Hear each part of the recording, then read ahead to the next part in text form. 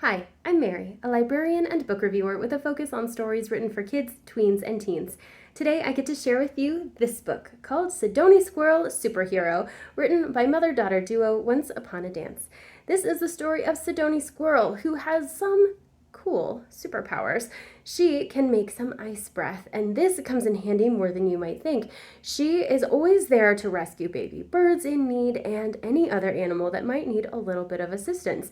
But her companion, Jameson the cat, is skeptical of Sadoni's so-called powers and always happens to conveniently be looking the other way whenever Sadoni uses them. Until that is, Jameson needs some help, and Sadoni is thankfully there to save the day.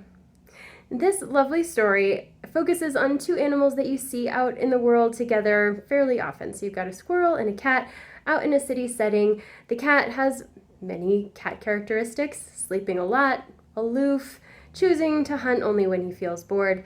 And Sadoni knows that boredom never follows her around, and she wants Jameson to help her, but Jameson may or may not end up joining along. The friendship aspect of this book is really sweet, especially because you have these two dynamically different characters.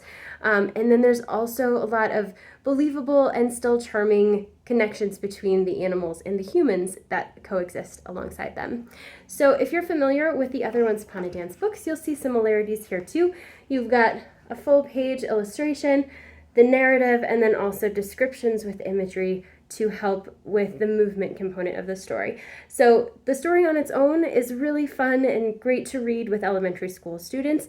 Because the pictures are so large, it's easy to read in a large group setting. And then once you want to get into the movement, you can choose to do the movement side by side with the story. You can read the story first, do the movement later. You can do the movement on its own. You can create your own movements. So there's lots of flexibility here, especially for kids who love to move and to creatively interact with the stories that they are reading. So even if your kiddo is not into ballet or dance yet, this is a really lovely introduction to creative movement that is an accessible storytelling way. And luckily there are also lots of stories in this collection.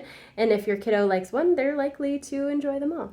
So if this sounds like a great fit for you, I hope you look for it at your favorite bookstore.